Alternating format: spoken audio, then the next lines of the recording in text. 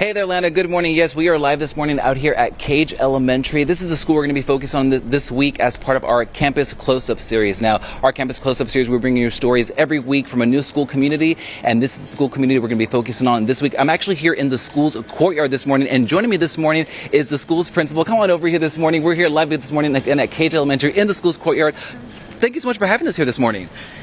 Hi, thank you. Thank you for coming. I really appreciate it. What an awesome opportunity. This is great. Yes, Thanks for being here. A lot of stories to tell from this campus community. Talk to me about Cage Elementary, just what makes this school such a special school.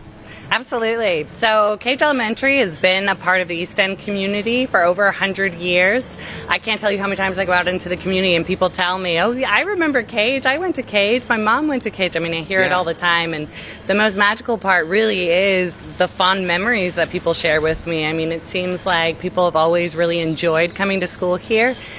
We have a big community involvement, which is fantastic. It's really a special, special place. And you were talking to me about this last week when we spoke by phone, is that this is a very tight-knit community, correct? Yes, that's right. Absolutely. We have an active PTO. We have a lot of our staff members, our teachers. They actually went to school here, and their students went to school here, their own children. So it is really a culture of family. I like to think of it that way. It's a special place for sure. Very nice. Are there any maybe clubs or programs here that really stand out for the school? Definitely. So we do have a lot of after-school activities. We are a part of the NES campuses, and we were lucky to grow in our student achievement, which was fantastic last year. But then also we balanced that with a lot of extracurricular activities for our students. And so some of those clubs include, we have gardening club, we have cheerleading club, soccer club, book club, I don't want to forget, we even have recess club, which is very great. Nice. Yeah, and then we also have the DIA program. So we have, for example, keyboarding and ukulele and nutrition classes, drama. So we do have a wealth of extra opportunities, extracurricular opportunities for our students here at Cage, which is, I think, a fantastic opportunity for all the kids who come here.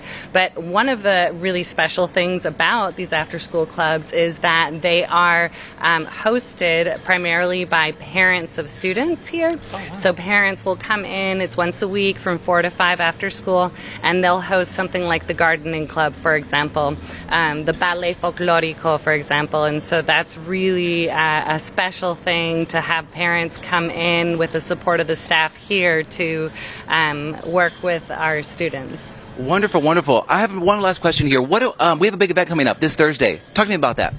Yes, we're very excited. So the PTO is hosting their first of the year event here at Cage Elementary. It is a Cinco de Mayo celebration.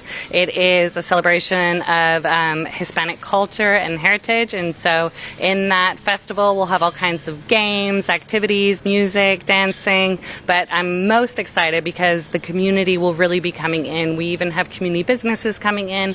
We have the Eastwood High School National Honor Society supporting. So it should be a really fun time. It's from 4 to 7 p.m. this Thursday. Wonderful. And we'll have more on that event, plus all the great programs here at the school all week long right here on HISD. Now, thank you again for joining us this morning. Really appreciate it. All right. Thank you. And for now, Atlanta, back to you in the studio.